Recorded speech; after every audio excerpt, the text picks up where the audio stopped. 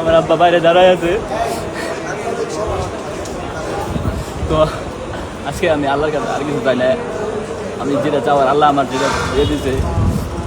আমার কোনো টাকা পয়সা লাগে নাই, 125 টাকা লাগছে। আমি খুব খুশি হয়েছি। আমি রিক্সা গেলে খাই, গরিব মানুষ আমার সঙ্গে থাকবে, জামিনটা আমার মুক্ত হয়ে গেছে। আল্লাহর কাছে আমার লাখ লাখ শুকরিয়া আদায় করি। তো আমি ছোটো থেকে পুলিশের প্রতি আগ্রহ ছিলাম, পুলিশ হবো এরকম একটা ইচ্ছা নিয়ে ছোটো থেকে বড় হয়েছি।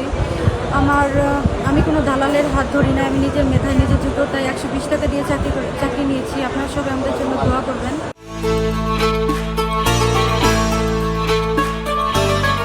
ছেলেটা চাকরি দিয়েছে, আমি আল্লাহ কাছে হাজার শুক্রিয়া। আমি কি দেওয়ার আল্লাহ কাছে কি আবদার করবো, আমি এতে আমি আল্লাহ কাছে হাজার শুক্রিয়া। আমার কলজাটা ভরিয়ে থাকা।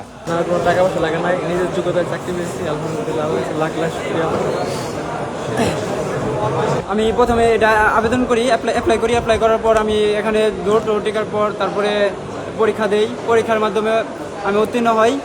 এমনিতে এখানে ভাইবা দিই, ভাইবাতেও আমি খুব ভালো আনসার দিতে পারছি। এবং এখানে আমি অ্যাপ্লাই করার সময় 2বার অ্যাপ্লাই করতে হয়েছে, 112 টাকা খরচ হয়।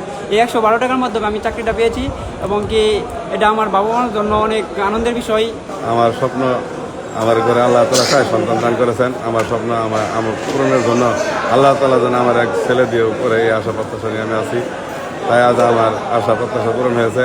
আমার ছেলে যেন আজ বাংলাদেশের পুলিশ অবস্থান যে সুন্দর সুষ্ঠুভাবে ফিরে আসছে।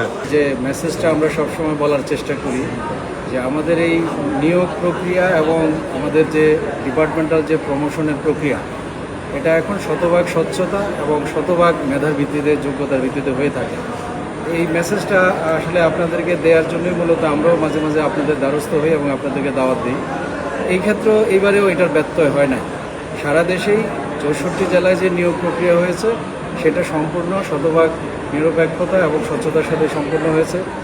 আর যত ধরনের নিয়োগ প্রক্রিয়া বাংলাদেশে হয়, আপনারা জানেন যে এখন ডিজিটাল যুগ, এইসব ডিভাইস ব্যবহার করে অনেকেই দুষ্টমি করতে চায়, অনেকেই এগুলোর ফায়দা নিতে চায়। শেরপুর জেলাও তো বাংলাদেশের বাইরে না, এখানে চেষ্টা করা হয়েছিল। আমার কলিগরা এটা তাদের দক্ষতা দিয়ে এটা তাৎক্ষণিকভাবে ফাইন্ড আউট করেছে। আমরা আইনগত ব্যবস্থা নিয়েছি, যদিও এটা কারোই কাম্য নয়।